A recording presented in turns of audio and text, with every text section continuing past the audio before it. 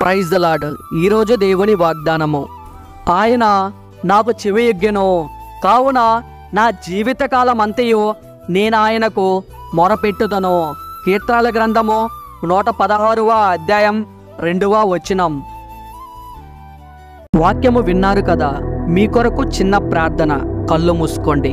మీరు ప్రార్థనలో అడిగి ఉన్న వాటిని మీరు పొందుకొని ఉన్నారని, అవి మీ జీవితంలో జరిగి ఉన్నాయని నమ్మండి.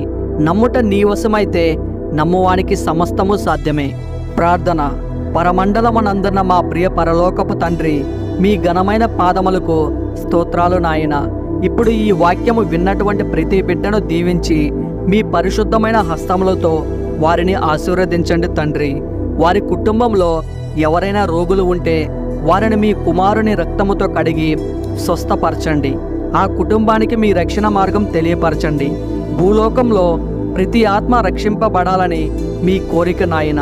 విన్న అందరికీ మారు మనస్సును దయచేసి పాపక్షమాపణ దయచేస్తారని మీ బంగారు పాదాలకు నమస్కరిస్తూ యేసయ్య పరిశుద్ధమైన నామమున అడిగి వేడుకుంటున్నాం తండ్రి. Amen, amen, amen, amen.